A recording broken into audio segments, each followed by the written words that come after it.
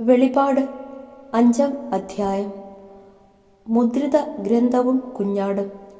സിംഹാസനസ്ഥന്റെ വലത്തുകൈയിൽ അകത്തും പുറത്തും എഴുതപ്പെട്ടതും സപ്തമുദ്രകൾ പതിച്ചതുമായ ഒരു പുസ്തകച്ചുരുൾ ഞാൻ കണ്ടു. ശക്തനായ ഒരു ദൂതനെയും ഞാൻ കണ്ടു.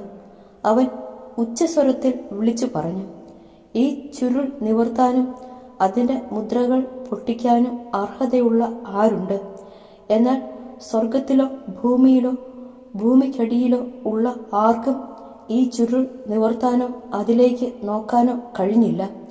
ചുരുൾ നിവർത്താനോ അതിലേക്ക് നോക്കാനോ യോഗ്യനായി ആരെയും കണ്ടെത്താത്തതിനാൽ ഞാൻ വളരെയേറെ കരഞ്ഞു. അപ്പോൾ ശ്രേഷ്ഠന്മാരിലൊരാൾ എന്നോട് പറഞ്ഞു, കരയാതിരിക്കൂ. ഇതാ, യൂദാവംശത്തിൽ നിന്നുള്ള സിംഹവും ദാവീദിന്റെ വേരും ആയവൻ വിജയിച്ചിരിക്കുന്നു. അവൻ ചുരുൾ നിവർത്താനും ശബ്ദമുദ്രകൾ പൊട്ടിക്കാനും കഴിയും. അപ്പോൾ സിംഹാസനത്തിന്റെയും 4 ജീവികളുടെയും മധ്യേ ശ്രേഷ്ഠന്മാരുടെ നടുവിൽ കൊല്ലപ്പെട്ടതായി തോന്നുന്ന ഒരു കുഞ്ഞാട് നിൽക്കുന്നത് ഞാൻ കണ്ടു. അവന് 7 കൊമ്പുകളും 7 കണ്ണുകളും ഉണ്ട്. ഈ കണ്ണുകൾ ലോകമെമ്പാടും അയക്കപ്പെട്ട ദൈവത്തിന്റെ സപ്താത്മാക്കളാണ്. അവൻ ചെന്ന് സിംഹാസനത്തിന്റെ വലതുകൈയിൽ നിന്ന് ചുരുൾ വാങ്ങി. അവൻ അത് സ്വീകരിച്ചപ്പോൾ 4 ജീവികളും 24 ശ്രേഷ്ഠന്മാരും കുഞ്ഞാടിന്റെ മുമ്പിൽ സാഷ്ടാംഗം പ്രണമിച്ചു.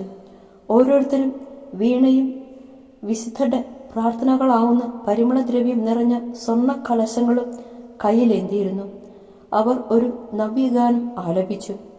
പുസ്തകച്ചുരുൾ സ്വീകരിക്കാനും അതിന്റെ മുദ്രകൾ തുറക്കാനും നീ യോഗ്യനാണ്.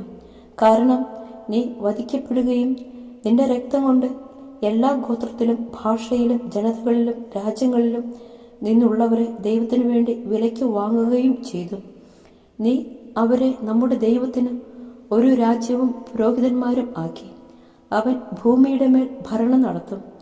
പിന്നെ ഞാൻ സിംഹാസനത്തിന്റെയും ജീവികളുടെയും ശ്രേഷ്ഠന്മാരുടെയും ചുറ്റും അനേകം ദൂതന്മാരെ കണ്ടു.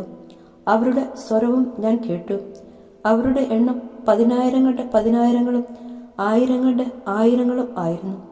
ഉച്ചസ്വരത്തിൽ അവർ ഉദ്ഘോഷിച്ചു, കൊല്ലപ്പെട്ട കുഞ്ഞാട് ശക്തിയും ധനവും ജ്ഞാനവും ആധിപത്യവും ബഹുമാനവും മഹത്വവും സ്തുതിയും സ്വീകരിക്കാൻ യോഗ്യനാണ്.